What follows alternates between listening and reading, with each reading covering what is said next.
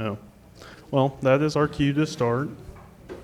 So, well, we are right where we left off, right there, Amos 5.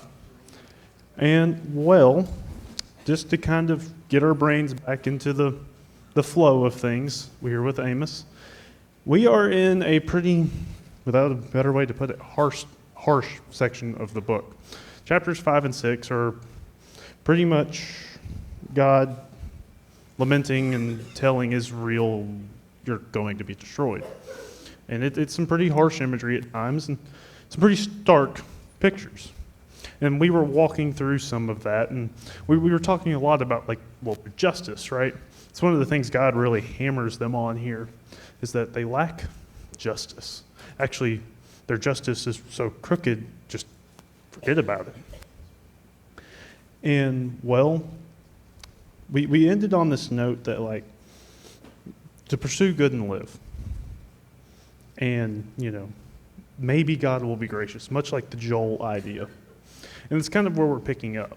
So can I get somebody to read 16 and 17?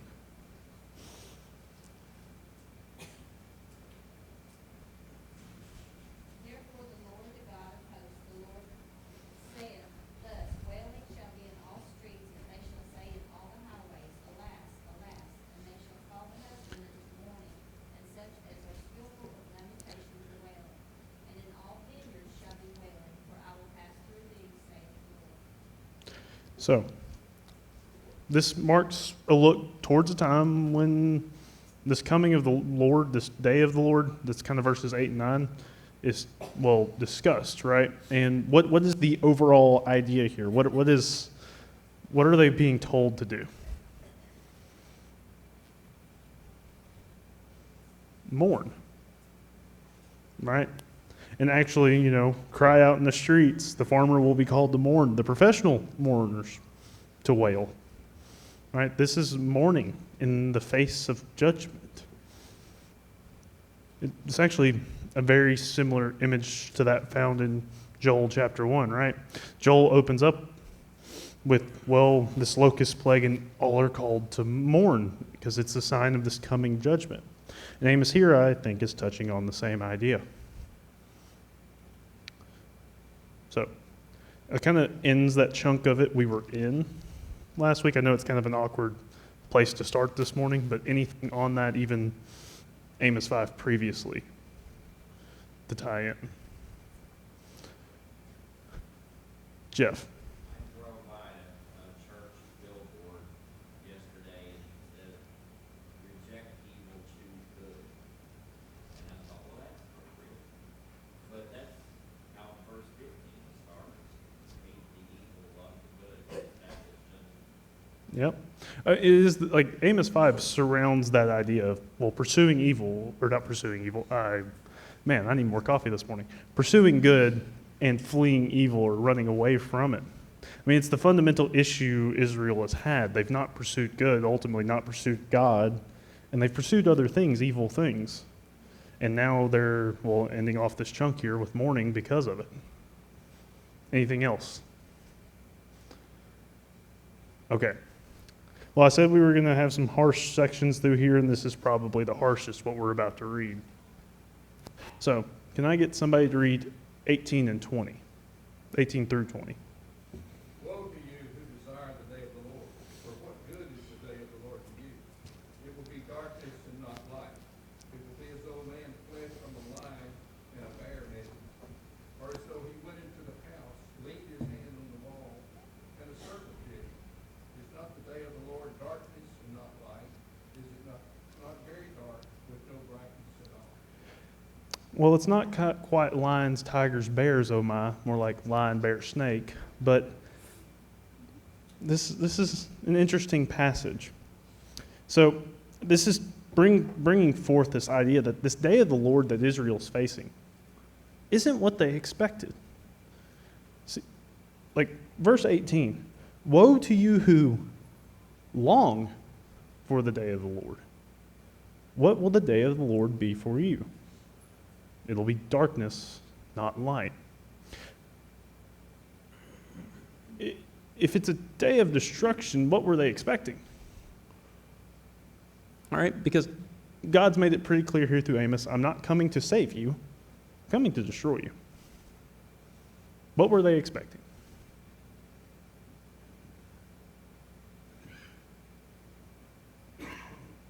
Salvation, without a better way to put it. They're expecting God to continue to be on their side. And you see, verse 19, or lions, bears, and snakes, they're not escaping this.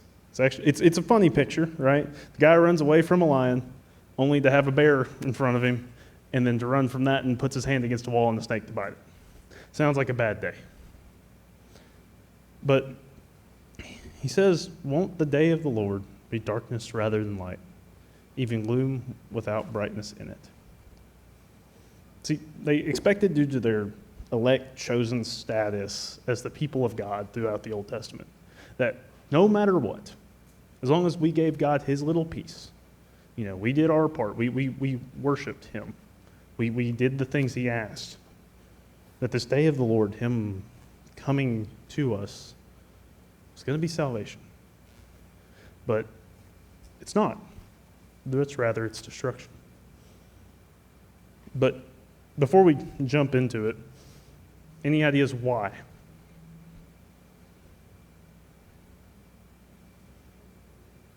They left him? Yeah? Not everybody. There's a remnant left from this. But majority speaking, they seem to have left him. Well, I think the next chunk of verses give us, the straightforward answer. Can I get somebody to read 20 through 24?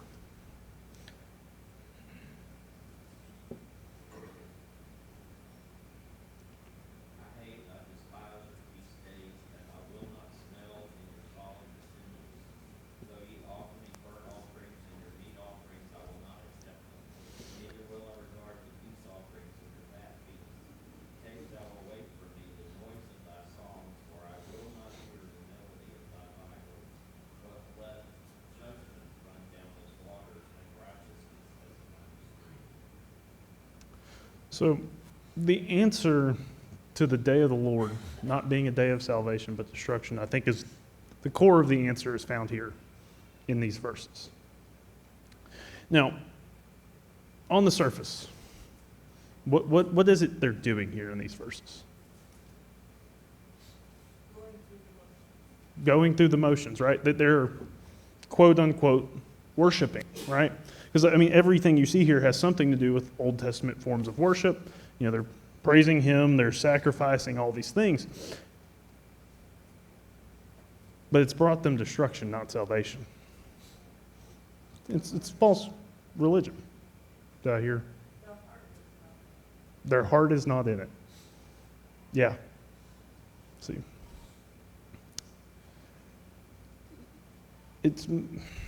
Their religion's false and seemingly given to God and corrupt. So he seems it fit for destruction, but there's a lack here. That's why. They're lacking something in this. Their worship fundamentally is missing something. Love. A lack of love is the problem here. We actually kind of dove into this thought last week a little earlier in Amos 5, but it is full well possible for someone to go to a church building every Sunday and every Wednesday. Go on Sunday morning, Sunday night, the whole nine, and just go through the motions. Do it because I want to look this way, want to behave this way, want to be part of X culture, look like this. But the fundamental question through all of that is, why do you go to a church on Sunday morning? Why do you live your life the way you do throughout the week? Is it to look a certain way? Is it to be a part of a certain group? To feel a certain way about yourself?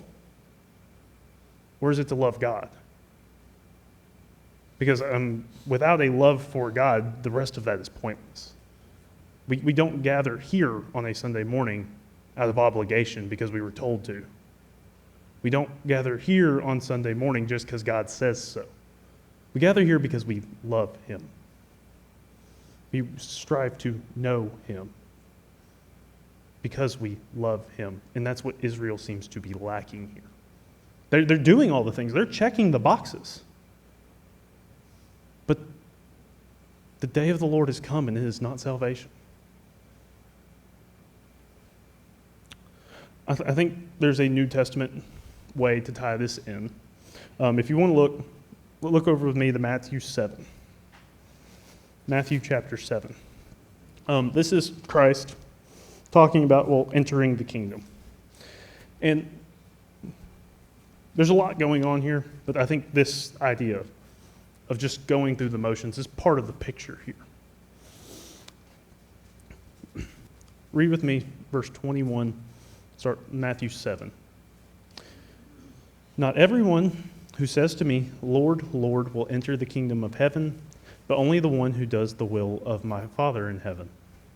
On that day, many will say to me, Lord, didn't we prophesy in your name, drive out demons in your name, and do many miracles in your name? Then I will announce to them, I never knew you. Depart from me, you lawbreakers. I think Jesus is explicitly touching on this same idea. Like I said, not the only thing going on here in Matthew 7, but I think this is part of the picture. The people he's talking about, say they uphold what God says, or do things in his name, or cry out his name, but they don't actually care for God. And I'm sorry, but if you don't actually care for him, what does that get you doing all those things? I know this is like a dark way to start class, but it's where we're at. Now, yeah, it's possible. Simply go through the motions, and when it comes to God, truly not love him, put your faith in him, because honestly, you going through the motions is useless. I will say this. It's hard to go through the motions if you've studied, if you've looked, if you've tried. Because there comes a point when you've truly opened your heart up that's almost impossible to go through the motions. This Matthew passage used to scare the snot out of me. It did. Because I was like, is that me? Is that me? But the older I've gotten, the more I've worked, the more I've studied, the more I see. No, I truly love the Lord my God. And I pursue him relentlessly, just as he has pursued me. Because that's one thing, if you don't pick it up from the biblical text, God has pursued us all throughout, creation. And really the fundamental challenge is just chase him right back. Follow him. Anything else on this before we kind of move on? If not, let's hop back over to Amos. Kind of want to talk about verse 24 there, what we were just reading of Amos 5. But let justice flow like water and righteousness like an unfailing stream. Just along with their utter lack of justice and righteousness, God's going to pour it out on them. It's going to overflow. The problem is it's all going to be directed at them, not from them anymore. God's going to pour out his justice and righteousness upon them, and it's going to overflow. And, yeah, it's exile. They've treated others unjustly, and then they are going to receive justice in the form of exile.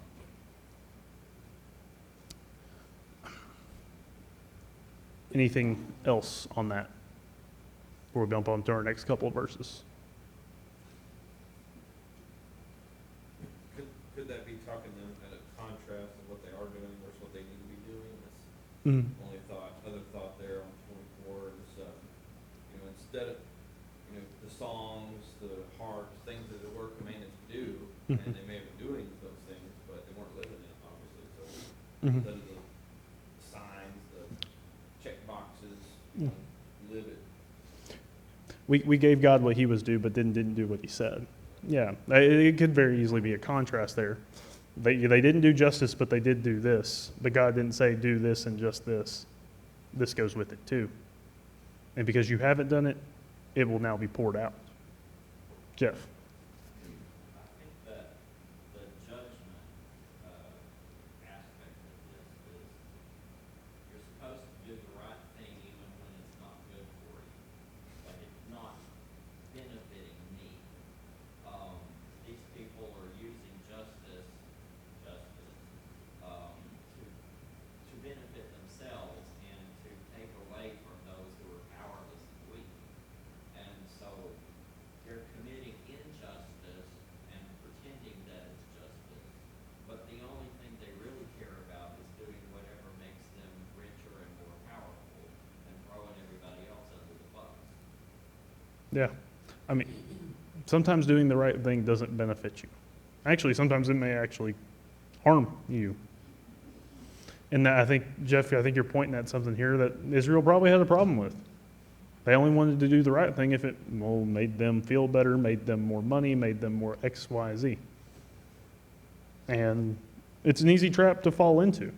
It's easy to do the good thing when it benefits you. But is it easy when it doesn't? Even if it may even cause you struggle or harm or input negative consequence. It's fun. I think it's part of the challenge here. Are we going to be like Israel, a people unjust, only waiting to do it when it benefits us? Or are we just going to be a just people? Anything else? If not, 25 and 20 through 27. Somebody read those for me.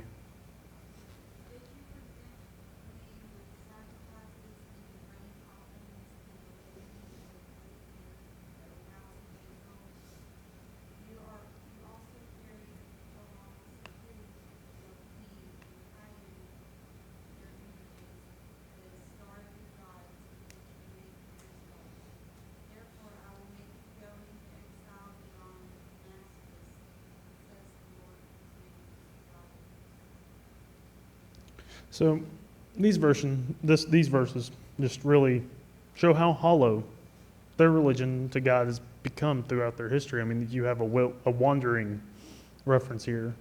This has been a problem from the start with Israel. You even get some references to other gods here directly in the passage, saying even back then you carried these things with you. From the start of me trying to fix and work with you, you've undermined it. You've done the wrong thing. And here we are. And now you will go into exile. From wandering the wilderness to wandering out to the nations. Oh, the only question is, at this point, is God going to let you back? And there is a remnant. There is grace for the remnant of Joseph. Okay. Anything else on chapter 5 or what we just read or anything? If not, we will bump on. Yeah, this is just basically what I said. I didn't throw it up there. Even while wandering in the wilderness from the beginning, they've had these images and, false gods and false idols and all of these things. So now that I can get in line with my PowerPoint here, now we'll be in Amos 6.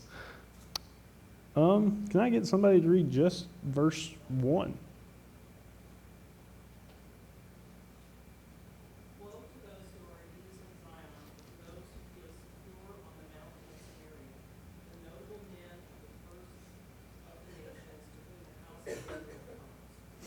So, this verse brings, a new issue, a new, fly in the ointment of Israel's moral character.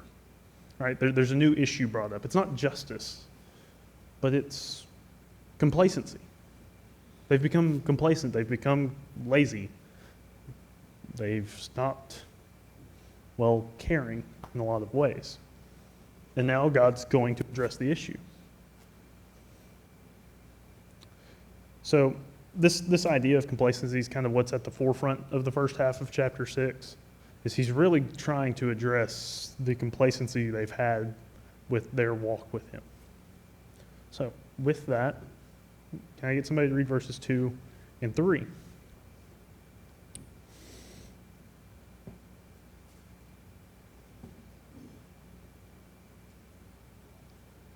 to Calneh and look at it. Go from there to Great Hamath, and then go down to Gath and Philistia. Are they better off than your two kingdoms? Is their land larger than yours? You put off the day of disaster and bring near a reign of terror. So these verses are showing how Israel's dismissing what's around them in their complacency. They're too complacent, they're too lazy to look at what's going on around them.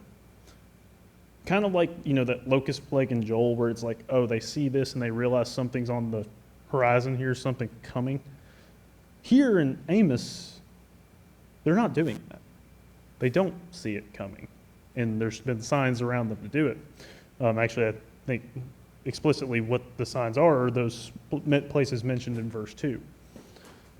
All three of these are cities that were conquered and destroyed.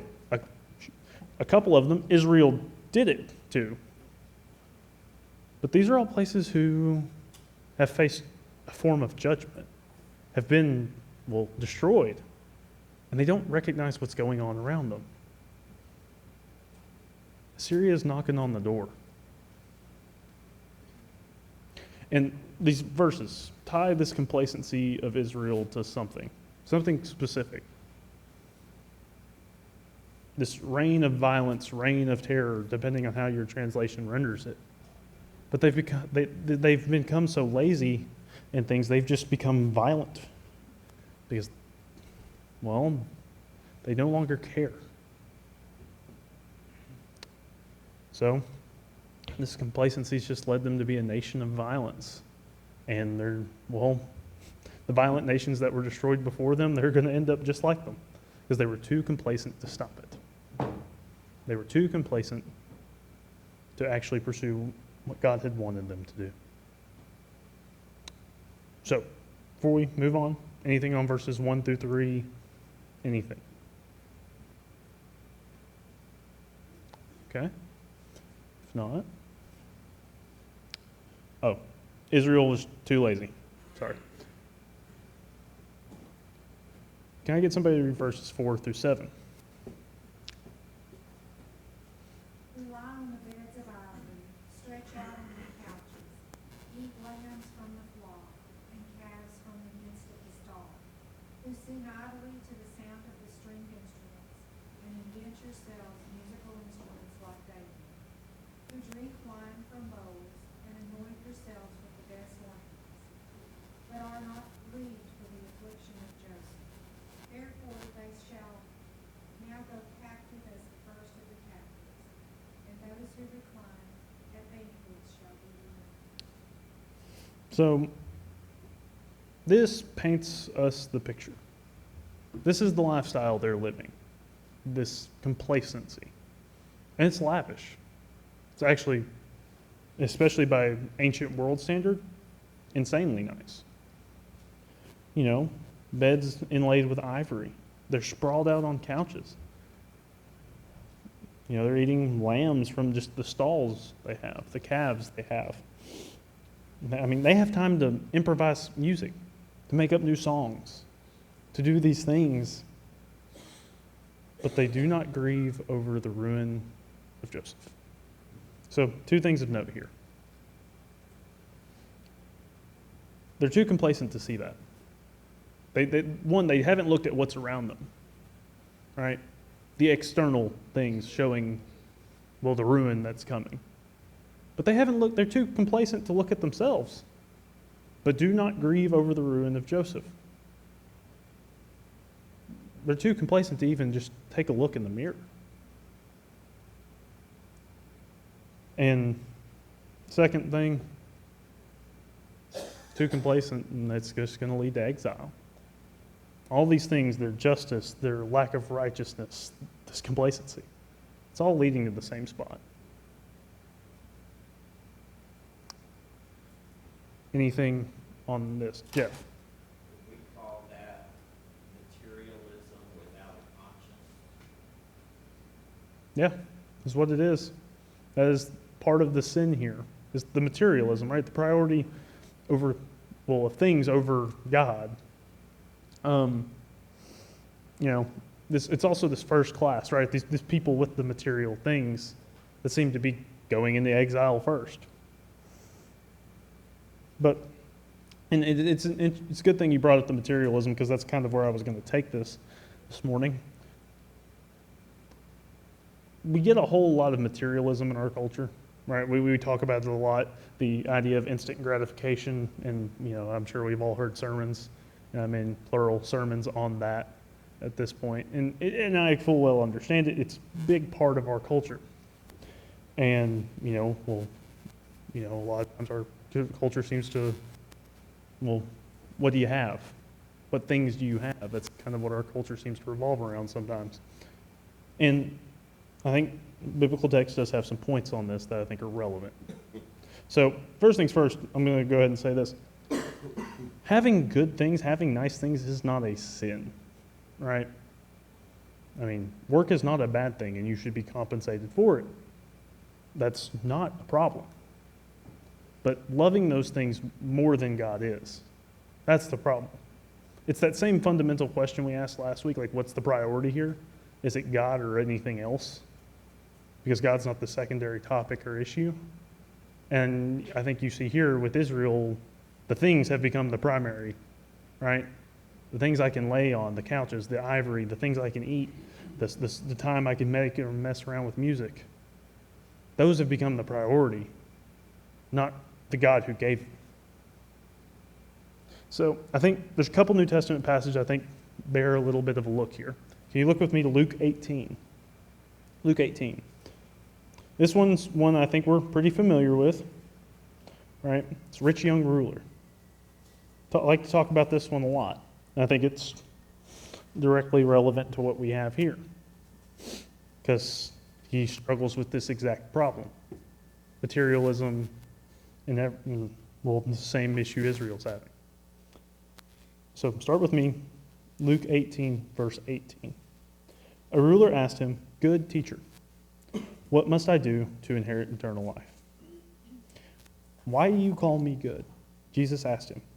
"No one is good except God alone. You do know the commandments. Do not commit adultery. Do not murder. Do not steal. Do not bear false witness. Honor your father and mother." "I have kept all these from my youth," he said. When Jesus heard this, he told him, "You still lack one thing. Sell all you have and distribute it to the poor, and you will have treasure in heaven. Then come, follow me." After he heard this, he became extremely sad because he was very rich. Here in the gospel, we see, a young man who seems to have everything and seems to have done a lot of, good, even by Jesus' own estimation here, right? He's like, "I've kept the commandments. I haven't killed anybody. I've honored my father and mother. I've done all these things." It's the 10 Commandments reference. But then Jesus asks him to do the one thing he hasn't done. Prioritize something else besides your money. Prioritize something else besides your wealth and the things you have. Actually, one step further, give it all away to those who don't even have it. And he walks away. He just can't do it. It's Israel is having the same problem in Amos 6. They have all these things. Remember, Amos historically is written at this time when Israel's at the height of its power. Just another point with that, it's all about the heart, like you're saying in Matthew 25, the parable of the talents. You also have the other extreme. The servant was given one talent and it's extremely protective, did not do anything with the talent. So it's all about your heart, what you do with what you're blessed with. It's definitely not simple, like David was a man after God's own heart, he was a king. But it's all about your heart, like you're saying. Mm-hmm. You can have little and do nothing with that, and it's still equally as sinful. There's an idea here, stewardship. You see it pop up through the Gospels, right? God has given each and every one of us something. Now, the measure of that isn't the relevant part. We all have something. And God has called us all to do with it as he has given. Do good with it. Follow him with it. Use it to serve him. Because we all have talents. We all have things we can do. We all have, well, however much in our bank account, however much of this or that or the other. You name the things. The question is, do we use it to serve God? The other thing that comes to mind is that this rich young ruler, what he was really looking for was affirmation, because he felt like he had checked all the boxes, as you said before. He had followed the law, he had done everything, and which to me is a lesson for us to really think about. God could see his heart, as Audrey pointed out, and knew where he was lacking, which was the fact that he didn't prioritize God over things. And so he challenged him in that regard. But what he really went into this with intent, I think, is he was basically saying to Jesus, what do I need to do to inherit heaven? Because I've done all these things. I've checked all the boxes. And then Jesus could see and said, this one thing you lack. So, And to go along with this idea of the heart and applying it even here to what we've read about the rich young ruler. When Jesus says, go give up all these things, is he saying, just go give up all your material things? No, he's saying, give me the one piece of your heart. Haven't. The one thing that's holding you back from just completely turning over your life to the Lord. Give it up. Hand it over. Well, the last three words of that passage speak directly to what Israel's talking about. God, follow me. Mm-hmm. It's not even about the material things. Mm-hmm. It truly isn't just about material things. It is follow. The only acceptable sacrifice to God is a broken and contrite heart. It's turning over that heart, letting go of everything. Because God's not after your wealth. He's not after your things. He wants you to turn them over because you've turned yourself over. He wants you. And this is the problem the rich young ruler is chasing. He's like, look, I've done all these things. Do the one thing you haven't. Anything else on, I guess, our rich young ruler passage here? If not, look over 1 Timothy 6. 1 Timothy chapter 6. Another interesting passage in this discussion, because this is Paul writing to Timothy.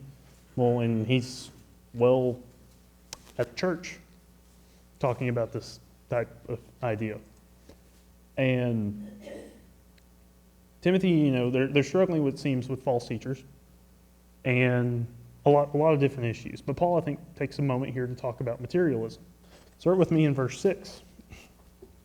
But godliness with contentment is great gain. For we brought nothing into the world, and we can take nothing out. If we have food and clothing, we will be content with these. But those who want to be rich fall into temptation, a trap, and many foolish and harmful desires, which plunge people into ruin and destruction. For the love of money is a root of all kinds of evil, and by craving it, some have wandered away from the faith and pierced themselves with many griefs. But you, man of God, flee from these things and pursue righteousness, godliness, faith, love, endurance, and gentleness. Fight the good fight of the faith and take hold of eternal life, to which you were called, about which you have made a good confession in the presence of many witnesses. Paul here, in writing to Timothy, what we often call these like letters to young preachers, says, look, a lot of people have fallen into this temptation, this love of money, this love of things. But that's not what the pursuit is about. You get a whole list there at the end of what the pursuit is actually about. Love, righteousness, goodness, faithfulness, godliness, all these things. And I think to apply to our Amos passage right there, Israel became complacent, not content. That was the problem. Paul's there, verse 6 says, godliness with contentment. You have to be content with sometimes with what God has asked of you. It's not always easy. You got to be content, not complacent. Anything on this? Jeff? I went to an estate sale this weekend of one of the most prominent and wealthy families in Tyler. And there were a lot of books for sale. And one of the things they were selling that none of the kids or grandkids wanted was their mother's Bible. It was just sitting there on the table for $4 if you wanted it. That's sad.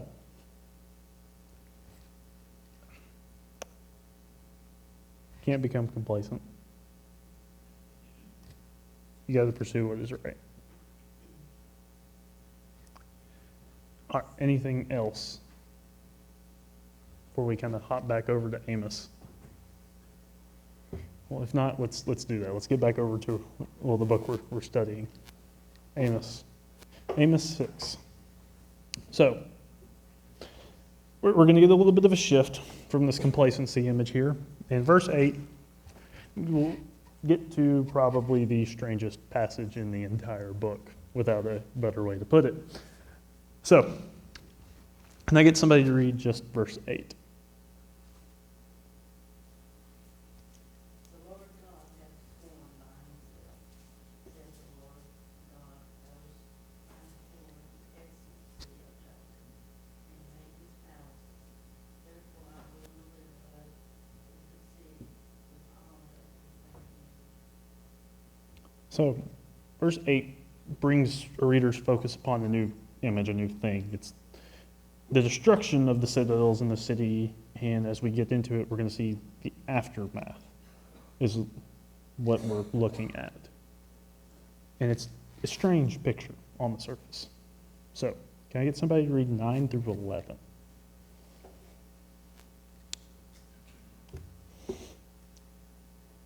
And if 10 men remain in one house, they shall die. And when one's relative, the one who anoints him for burial, shall take him up to bring the bones out of the house, and shall say to him who is in the innermost parts of the house, is there still anyone with you? He shall say, no. And he shall say, silence, we must not mention the name of the Lord. For behold, the Lord commands, and the great house shall be struck down into fragments, and the little house into bits. So, these verses, this picture. It's interesting, right? Because it talks about this house being destroyed, these men in it, and this relative coming and all these things, but there's some difficulty here. Translators even struggled to render this passage because it's just odd. But let's walk through it a little bit. So verse 10, right? First thing just to look at. Anybody left in these houses? If there's 10 guys in there, 10 are dead. They're all going to be destroyed. There is no escape here. No escape, no shelter. Okay? Verse 10 also brings this relative into the picture. And he's the one in charge of what seems to be the funerals, right? The funeral rites. And this is where translations kind of start to, rub against each other a little bit. Because some translations say, relative in burner, as in burning the corpses. It's just strange in the ancient world. We'll touch on that here in just a minute. Or actually, well, it's just not common. You don't see burning bodies in the ancient world. There's a lot of reasoning behind that. And here, though, in the middle of this text, you get this reference that this relative who's shown up is going to pull these bodies out and burn them. This is weird. In the ancient world, you don't burn bodies. You bury them. You bury them on ancestral land, particularly. If you look around your Old Testament especially, take when Samuel, you have that moment with Saul where he comes out it makes time to note that he comes from under the house, under the ancestral land there. Because that's how they kind of saw afterlife in a lot of ways. At least a lot of cultures around them did, is that you got buried on the family land and all these things. It's part of the reason Joseph says, take my bones with you to the promised land. Because they viewed it in a lot of ways. It's like, this is how you got to, well, whatever happens after you die. And in the ancient world, to burn the bodies is to deny that. In a lot of cultures and a lot of thought. That to burn the bodies, to burn the bones, is a denial of afterlife. Yet here in this passage in Amos, we get this idea presented. But it gets even weirder. Because this relative who's shown up to do these funeral rites, he hollers into the house to see if there's any survivors. And somebody hollers back. Yeah, well, this is appropriate, I guess, to cover around Halloween, right? It's strange, right? Because aren't they all dead? So before I get any further into it, anybody got any guesses on what's going on here?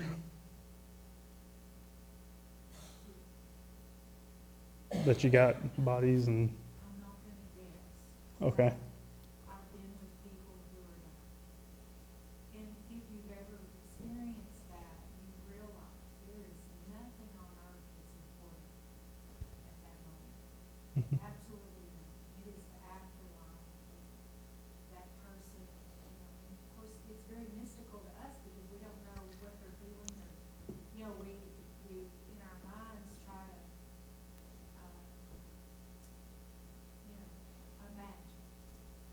But you're completely naked at that moment in life. There's nothing on earth that can, change what's going on.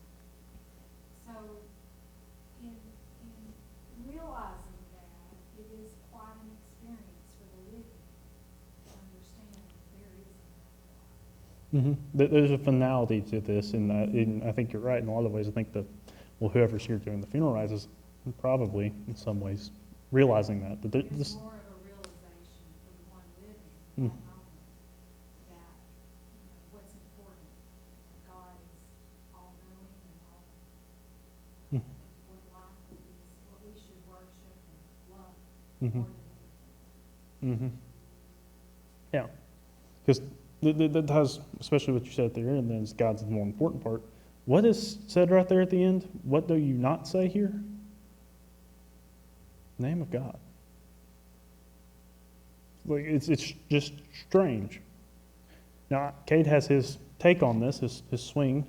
We'll call it that. But before I hop into that, any other guesses, swings at what's going on here? Jeff. Well, it says 10 men in the house and they're gonna die. And then the King James says that the person who answers is a he. Well, it's either God or a child who's not a man yet. It's not a woman. Potentially. That is a potential reading of this. The way I've always kind of read it is it's somebody who still was in the house, as in one of these men that was supposed to have died. It's always how I've read it. But like, that is a potential reading of this as well, is that there, who knows, maybe there's a kid in the house. But anything else? As far as burning the bodies, my commentary was, I thought, decent. It said that when there's massive loss of life, that it's common to burn the bodies because of epidemic disease. When there is a lot of death, burning the bodies is a common way to deal with massive amounts of death. And maybe it just sounded to me like part of the process of burning all these bodies, there were somebody had to carry them out, and that there were people helping to carry out the bodies that were in the house. Oh yeah, you can look at things like the Black Death or everything, They burned a whole lot of bodies because they were worried about the disease and everything. Yeah. Well, anything else before I can hop into this? Okay. Here's what I at least see, at least taking it from here's how I think they may have read this. So we don't have the same inclination to the supernatural thoughts that they did back then, as in we don't think of curses the way they do. When I say curse, you're thinking curse word. They think curse as in like voodoo is kind of the closest thing we would think of it. And I think that's kind of what's going on here. Look at like that Samuel passage with Samuel raising from the dead. I think they're looking at a similar idea. See, I think this image is to show that a curse or punishment of some kind has been brought upon Israel due to their actions, and God is no longer with them. They've been abandoned and destroyed, and God is not going to be with them through this. Actually, I think it's extremely important that the whole "don't mention his name" piece. We don't think of names the same way they did either. See, like Jeff, when I say your name, am I just addressing you? I don't know. Yes, generally speaking. I'm just saying Jeff to either get his attention, talk to him, address him. It's not how they thought about names back then necessarily. One's, that's why we do this a lot, but names have meaning to them back then, right? There's always some kind of thought behind the name a lot of times. Like that's why we took the time to look at like Joel's name when we started our study on Joel. There's that piece, and especially when it came to ancient gods and supernatural beings and this thought, a lot of times when you said their name, you were trying to, what we would think of like invoke them, bring their presence upon whatever's going on. I think that's kind of what's happening here. When they're saying don't mention his name, God's presence has no need here. This is destruction and death. That's the God of life. And bringing that presence here, he's not coming here. He's left here.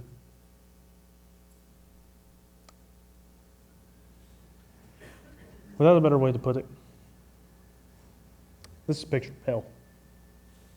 Old Testament doesn't have hell, heaven and hell the way we get in the New Testament. But I think this is kind of a close idea.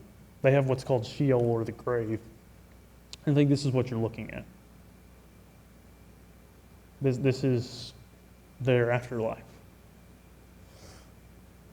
A people dead, but still separated, still there somehow, and tortured, in a crushed house, because they lack the presence of God. It's the closest thing I can get on this to truly figure out what the point is. That's where I stand on that at the moment. Who knows? As I read and study more about it, I may change, move on this some. But I think that's at least part of the picture here. Is that, well, these people are somehow still there. But God's no longer there, and it's torture because of it. So, anything on this? I know that was a lot, but anything else on it? Jeff? Well, if it's not literally hell, it could certainly be symbolic. Like I said, yeah, the literal and figurative here is kind of hard to parse out sometimes, but it definitely does give that hell-like picture. It does have hell imagery to it, at least. Anything else? Well, if not, that's about all we have time for this morning. I thank you for the good attention and everything, and we will be picking up right here at the end of Amos 6 next week. Thank you.